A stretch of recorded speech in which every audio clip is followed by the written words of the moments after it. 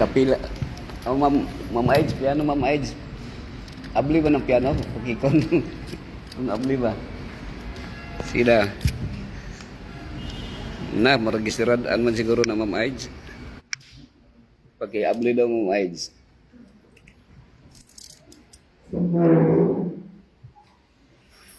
Abli ra day. Sige. Ikaw rin ang madaog-daog Ma'am Aids. For our first song, let's sing with the song. Opening song. Opening song. Opening song, let's Opening song. sing There's Sunshine in My Soul Today.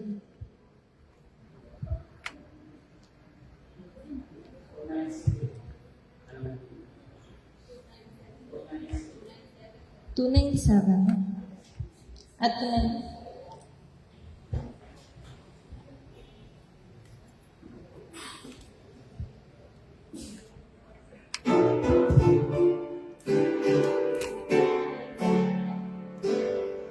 please stand.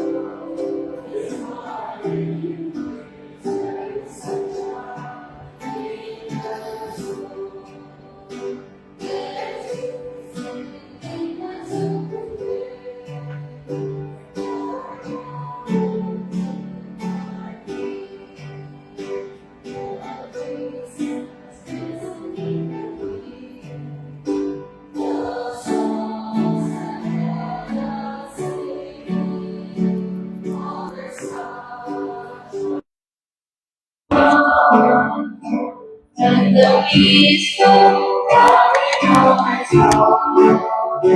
The peace of God is smiling. There is sunshine in my soul. There's a time in my soul today. For I know this thing. The dark of these things in my heart. Your joys brings again. For there's sunshine, blessed sunshine, and the peaceful quiet of joy. The peace of God is smiling. There is sunshine in my soul. There is goodness in my soul today. I know is in love. Our blessings fishing into love. Lord, yours is love. No, there's sunshine, blessed sunshine, and the peaceful quiet on its throne. Then Jesus is smiling. There is sunshine in the soul.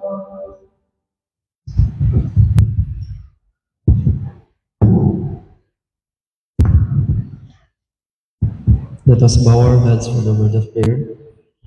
Heavenly Father, we thank you for the gift of this new day and for the strength and wisdom to serve with compassion. Bless our patients, their families, and all who care for them, that they may find comfort, healing, and hope in your presence. Guide our hands and hearts today that everything we do may glorify you and bring life and love to those entrusted to us. In Jesus Christ's name we pray. Amen.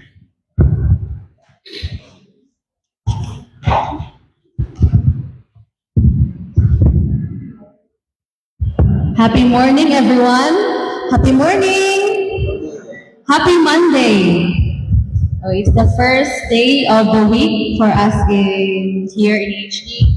We are resume na naman tayo for our day-to-day activities. So before we proceed, I'd like you all to extend your hands to your seatmates, to the people in front of you, at your back, and greet happy morning.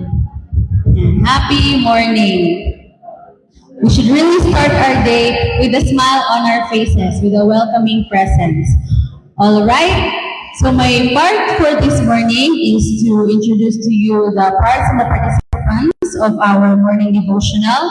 The opening song was led to us by our beautiful song leaders, Ma'am Dorothy Deringhe and Ma'am Giselle Platado, followed by the opening prayer by Sir J.T. Katindang. And after my part will be the special song that will be led to us by our AUP and MAC interns, followed by the message and words of inspiration by our very own pastor, Pastor Jamie Sabandal, and followed by the prayer band, and followed by the closing song, AHD hymn, and the closing prayer by our speaker, Pastor Sabandal. So before I take my seat, I would like to share to you a verse found in the book of Psalms, chapter 117, verse 1. It says, "Oh, praise the Lord, all ye nations. Praise Him, all ye people."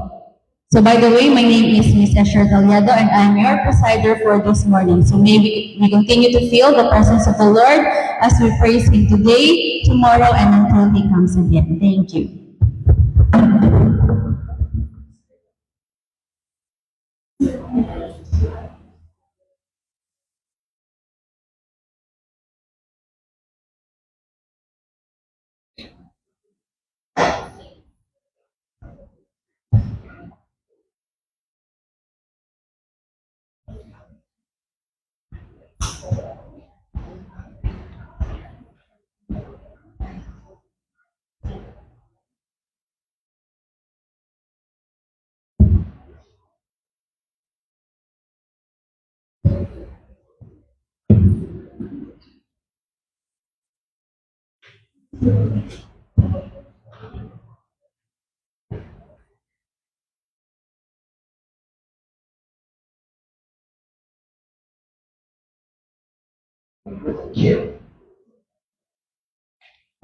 May wire dia.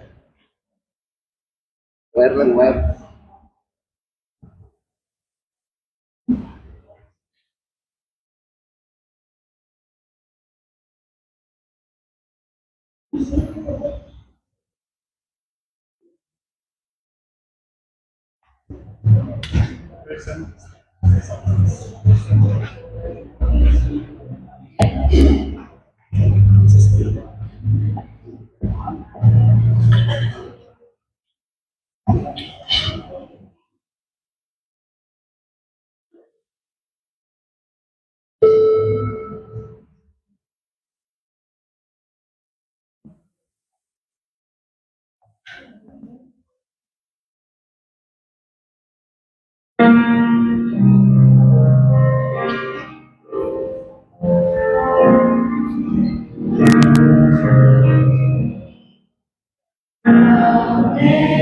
Amazing grace, how sweet the sound that saved a wretch like me.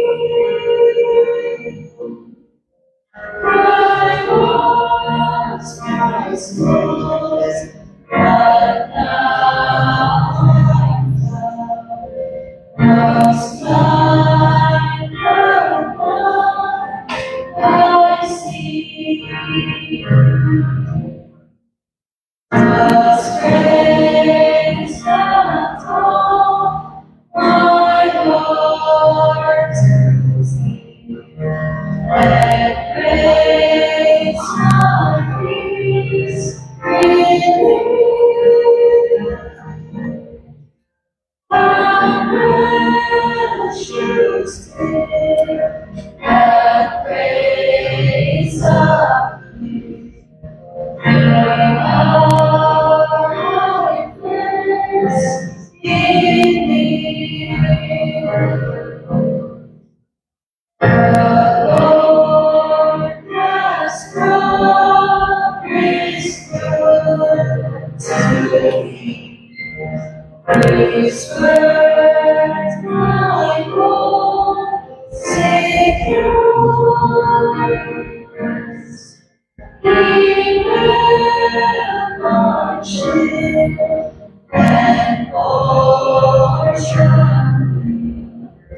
as long as love endures.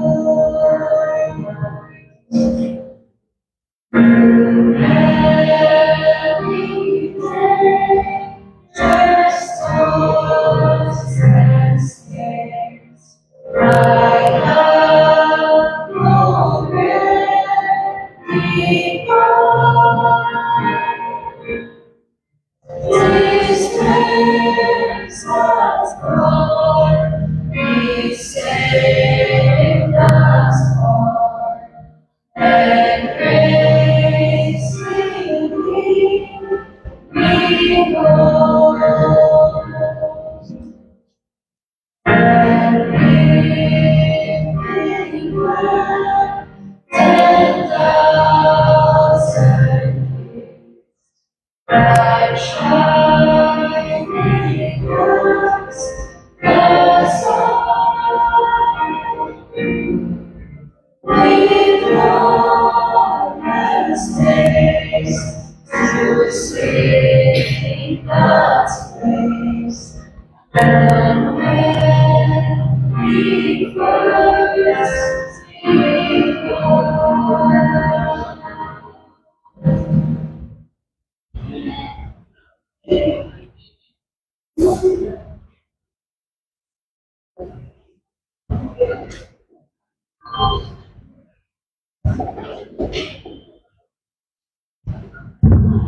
Okay, thank you very much, laboratory intern from AUP,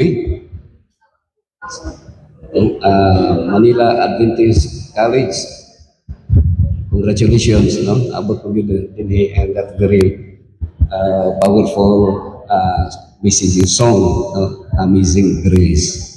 So kita tanang mga kaigsunan, we are saved by grace, good, and I would like to congratulate all of you, no, because we are resurrected during morning resurrection. Every morning is a resurrection, physical resurrection, because every night nga natulog ta mga kaigsunan, we believe that our lives are uncertain, but death is sure. Now, and why we are still alive until this moment?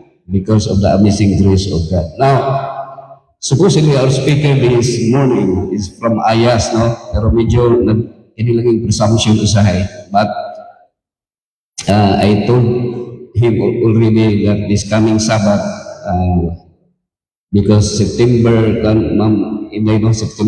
ang lakaw ni Pastor Yusri, Dr. Yusri, Professor of Ayas. Today is his kanang follow-up check-up, no? Follow-up check-up dia karon kay he was admitted here in our hospital. Pastor Yusri is an Egyptian, but he look like Jews, no? Jewish. Kay ancestral siya sa mixed multitude or descendants siya. Before mag-share kong mga kaigsunan, mag-abot sa ta, gracious Lord in heaven, we pray, loving Heavenly Father, for your presence to be with us through the Holy Spirit to help us understand your divine will this morning. Thank you, Lord, for the assurance of hearing our prayer. We ask all these things in Jesus' name. Amen. Sa atuang survival, we have these three very important needs, no? And that is preventive medicine, air, water, and food. But this time I will share with you is the living water for a thirsty soul. The passage is found in the book of John, chapter 4, from 7 to 14. So, let's have this na mga PowerPoint nga kung ikaw mga kaibigan. So the Samaritan woman at the well came at noon, tired and burdened. Okay? But she lived with joy and purpose after meeting Jesus. Her story teaches us how Christ meets us in our brokenness and offers us living water. Number one, Jesus breaks barrier. In 7, verse 7 to 9, Jews and Samaritans had centuries of hostility. Jews considered Samaritans unclean. Okay, now, who are the Jews and who are the Samaritans? Actually, these two group of people, they are only one family. That is, they are Israelites. Mga Israelita sila. Their division started when King Solomon died. Because King Solomon, his expansion of his kingdom, naabot siya sa Egypt when he married the Queen of Sheba and Queen of Ethiopia until that time when King Solomon became king, that was the peaceful time. Walay gira because ang mga princess sa mga other kingdoms, iyang ipangasawa. So pila ka uyab ni King Solomon, ikabot siya 1,000 tanan. But that time when King Solomon died, his two sons took over the kingdom of Israel. Rehoboam and Jeroboam. So kanang orday nga buwang no. So Bisaya pa ng buwang. Because King Rehoboam nagkuan ang mga people, no, the Jewish community, the Israelites, nga ang birthday nila light lang, right? But according to Rehoboam, idubli niya, no? Kung ang akong papa latigo lang nipis kayo, ang ako bakos nga dagko kayo o ikot sa pagi ang akong ibunan siya. That's why that was that started the rebellion of Israel, and they divided. So, Southern Kingdom of Israel, natong Judah, under niya ang Bethlehem of Jerusalem. Unya ang from Tel Aviv, muna siyang Samaria, going to Nazareth. So, na-divide siya mga kaisyunan. So, and this Samaritan people, they intermarriages, nag-intermarry sila. That's why they are considered by the Jews as unclean, because they are influenced with the Syrian people, no? Sila dito. And they are mga backsliders na. You heard the 10 lost tribe of Israel. The only Judah and Benjamin ang part sa Judean kingdom or sa kingdom of Judah, southern kingdom. And then ang northern kingdom was being captured by the Syrian or Assyrian empire. So that's why they are, so mani siya ang area sa Samaria, kung sa ato pa ni natay Samar diri sa Philippines, mga wari-wari ang mga tao dito. Dito po Samaria is very mga isog ang mga tao. So actually kini gitawag nga West Bank, nga mao na ang lugar karon nga naa sa tunga sa Israel. Gitawag na sa West Bank, pero ang original is Judea and Samaria. This ang Samaria, they were divided sa kanagitawag na idolatry, sa Shiloh sila nag-worship, while ang Judea diha sa Jerusalem o ang Judah. So gamay rin sa Maria mga kaigsunan. In spite of they are very kanang ni tipas din sila, milikoy sila mga Samaritan, mga backslider sila ba? Nag-engage sila idolatry, worshiping the false god, and marriage, daghan ang ilang mga itawag na polygamy. Yet Jesus did not avoid her. He reached out with compassion. Na-assign ko siya late sa Manila. Ang problema sa Manila, kung mag-Bible study ka, most of the people din na iyong magkuhan ito, ika-live na ba, pero majority sa kuhan, halos mag-live-in. Live-in ba? Kunya, bawal man sa tuwa nga bautismuhan na live-in. So, para sa mga evangelist, likayanan na nila. Di na ka kuhan kayo maghagod ng Bible study nga di man mo bautismuhan. Okay, sa to, among culture na to, Bible study nga, bautismuhan. Pero kini si Jesus, wala siya mulikay sa maunga woman. Christ breaks cultural, social, and even religious barriers to reach our hearts. So si Kristo iyang gibuak na siya, ang giguba na niya because actually the during sa ancient time they were divided by walls, mga cities, wall of Jericho, wall of Jerusalem. So naa sila mga barrier, especially karon sa Palestine o sa Israel. In our hospital and daily life, we are called to break walls of prejudice and extend Christ's love to all. So sa hospital, na natin different mga religious groups, no? Natin mga workers, Islamic or other religion. Number 2, Jesus offers living water. So, tinangan ako basahan ang verse mo kay Junan. And the woman came for physical water, but Jesus pointed her to spiritual water. So, kining Jacob's well, kinsay nakatong Pikit Cotabato. I was born in Pikit Cotabato. Ang well naman dito, tag 20 piece pa kanang nalisod kayo kuhaon. So, mamana siya nga, hindi na tayo gituyo niya because this woman, usually pag those people na magkabuong tubig, pag mag-igib sila ng tubig, mga Tagalog pala dito. So, kanang umaga pa, marami ng tao doon sa balon, sa spring. But by that time, this woman, she went there is 12 noon. Meaning to say, there are no people. No? She was alone. Bakit? Why? So, ato magkaanan nga, because I believe, because this woman is afraid of being, kana mabuli siya, people will kib sa likod or bakbaitan sa iya. So, living water, that is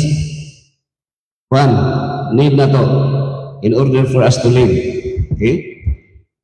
But through Jesus, eternal life through Jesus Christ, the Holy Spirit willing in.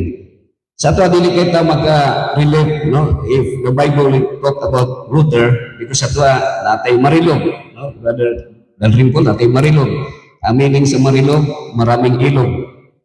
Brother Nelson, sa Maragusan, ang meaning sa Maragusan, maraming agusan. So, dili ta maka-relate if the Bible will talk about water. But actually, the Middle East, sa ilaha, mas expensive ang water kaysa gasolina. Because the Arabian desert, about 90.2 million square kilometers, desert na siya. Walay tanglad na bumuhi ito, isang tanglad. So everything can only satisfy temporarily. Only Jesus gives satisfaction that lasts. In healthcare, we heal the body, but only Jesus has the spiritual healing, no? The soul. Now, actually, sa as what I said, we cannot relate about water because nagbaha ng tubig na ito. But in the Middle East, they kill each other in order to occupy a certain spring. No? So you are blessed if you have a farm with spring water in spring. Jesus reveals our true condition. Number 3. Jesus told her about her 5 husbands, and the man she lived with, her hidden pain was exposed. Okay. The God's prescription or God's principle is the 7th commandment. What is the 7th commandment? Do not commit adultery. And that is God's principle. You must have one boyfriend or one girlfriend. If you have 2 girlfriends or boyfriends, you are already committing adultery. Or if you have more than 1 husband or wives. But during that time, you know that the Samaritan people are backslided. No? They are engaging in polygamy. So, baliktad ni siya, and that is real story. Because in the biblical narrative, if a woman have illicit affair with other, committing adultery, that woman will be stoned to death or even being burned.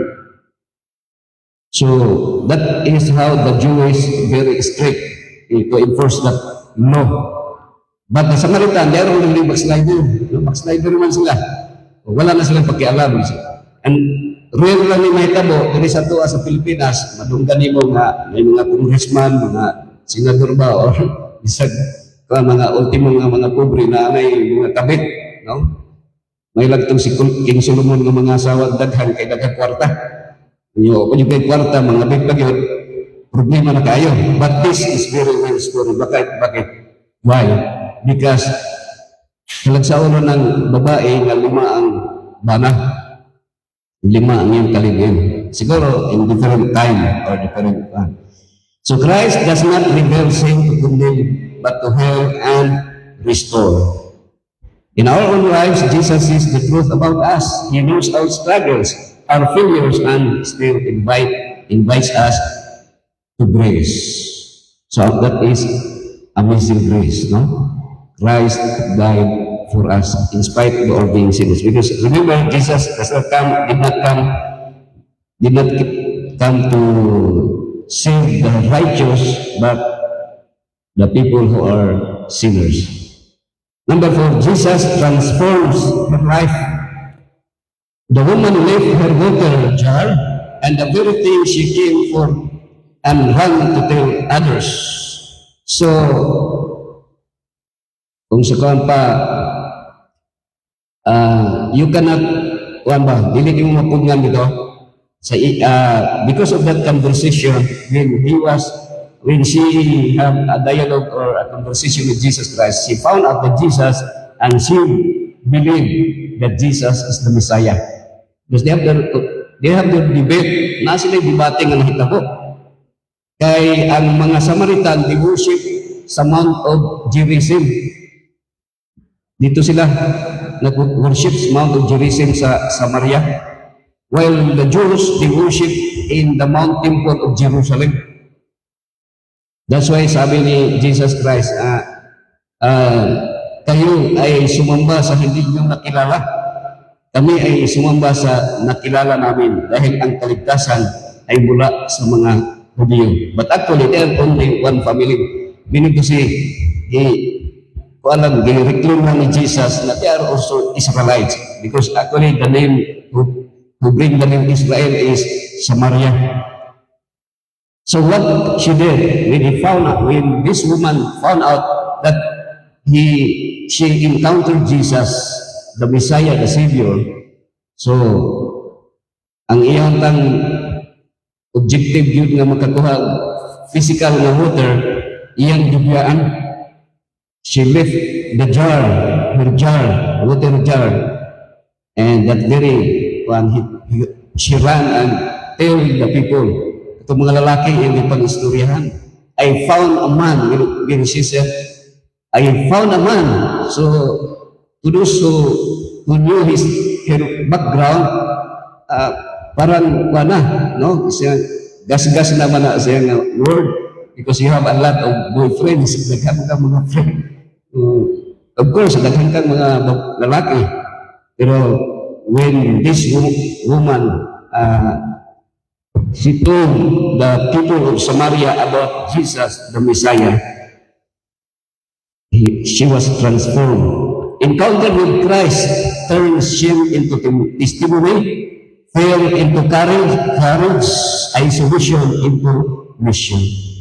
So kung naagit yung real na encounter with Jesus Christ, ang atong kaulaw, di na nato ikaulaw na i-testimony. No? Diba, most of the time na ay testimony nga ako, drug addict ko, pinakatuig. Sa una, daghan ko patay nga mga manok o karabaw. Pero ang kanila, when you are already converted with our Lord Jesus Christ, it became a testimony. No? Di na ka maulaw, musulti. Diba, na yung isa nga, mga pastor mo wali nga ako, kawatang, kaya ko sa una, kanang naakoy kusog kay kung inom o tanduhay sa una, karon nabag ko na. Ang imong kahadlok nga na kay kaisog, no? Maulaw ka mo Bible study, maulaw ka mo sulti. Sumana si mga kaisog naman nga, makita natin diri ang kusog kayo nga mo sulti nga kuang yun, active kayo si Saglausa ang apelido ani pero dili siya Lausi. Di ba Lausa boy? Active kayo, no? So way malimaray. So that's fine. Kami sa mga pastor gusto namo nga as much as possible you will be the one to speak there because kami na rin mag-istorya and then halos nahurot na ang wali. So kami na po.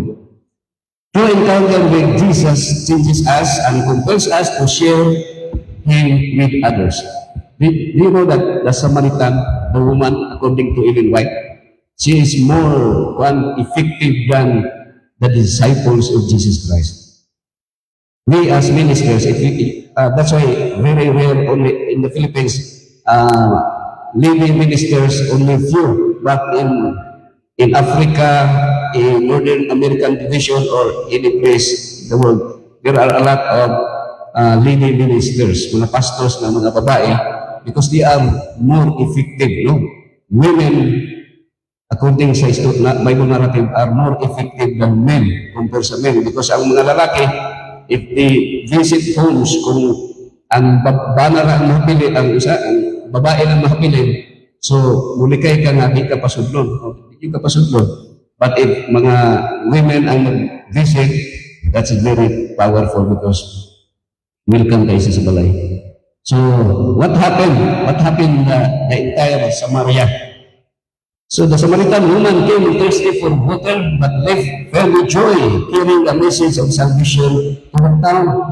And according sa conversation of the sa mga Samaritan, nga we believe not because of what you said, but we believe because we encountered Jesus. And I think the entire people of Samaria, no, because of that single woman, that woman, kuan mga kaigsunan, no, maoy nagbalita sila. So sa ato ang mga kaigsunan, ang atong apel sa kada usa sa tuwa karon, just no, the fastest communication is tell a woman, or sa ato karon natay fastest communication is coming September September karon natay program na online, no, so you are encouraged na you have your Facebook timeline, i-share ninyo ang program nato sa kanang discovery sa to Ma'am Asoy discovery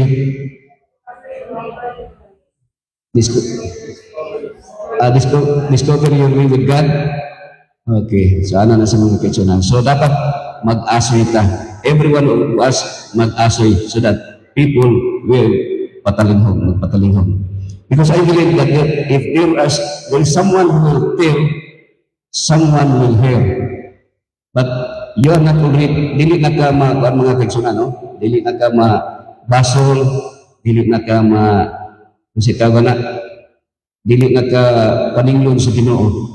Ang ato lang yun, i-share lang yun if you have this opportunity. So may the Lord will continue bless each one of us. I believe that each one of us have encountered in many instances, even our co-workers, mga clients, mga pasyente, our life, no, having a Christ-like character that will be a message to all people we encounter. God bless everyone. This is my prayer.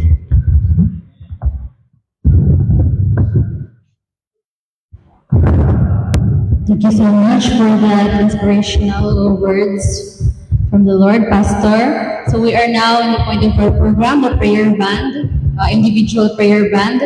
So do you have any requests that you would like to include in our prayers?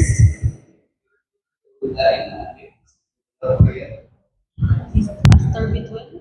Pastor Bitwell Arindain is now admitted here in the hospital. Let's include him in our prayers. Anything else?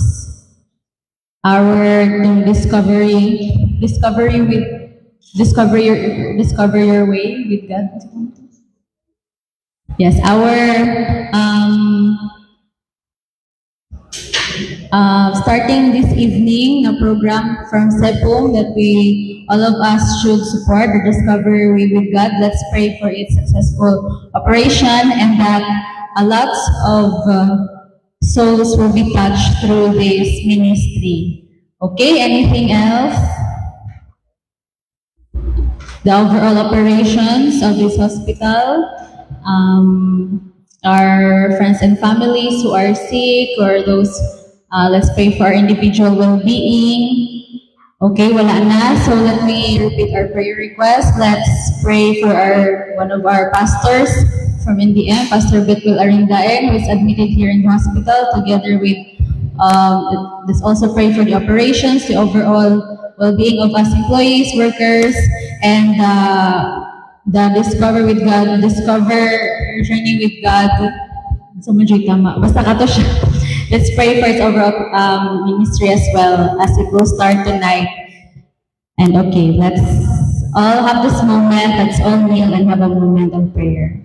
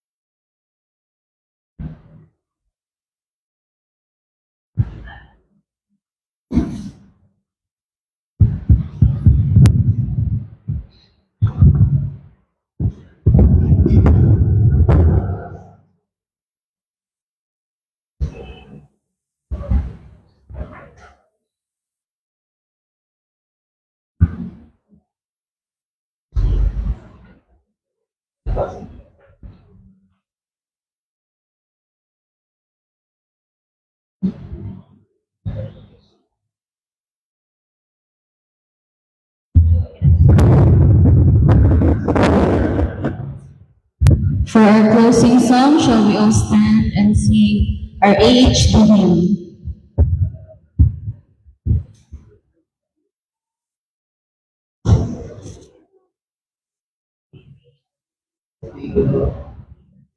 In the darkest night, our threats entwine. The journey of passion, we're holding well. Shall we all stand?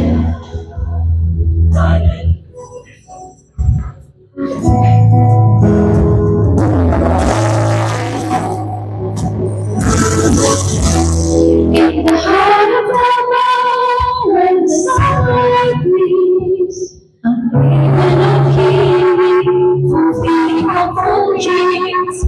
In the darkest river, our threads entwine. The journey of our passion, the home and wellness shine. Where the night secret light, by the God's grace, we ignite. So fulfill the mission that we bear, a beacon of kindness, compassion, love, and care.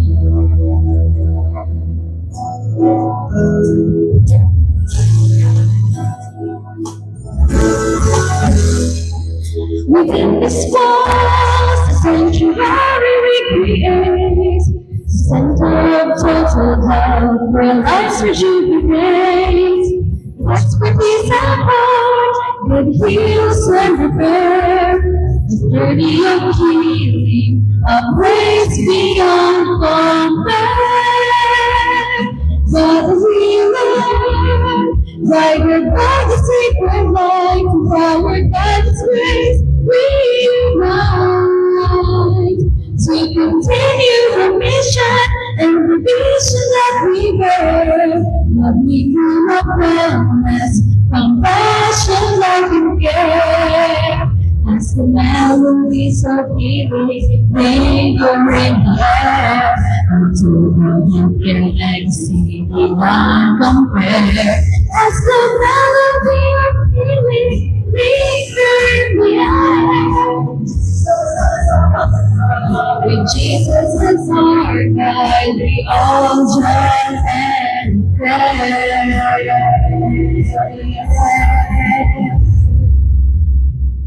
we love, guided by the sacred light,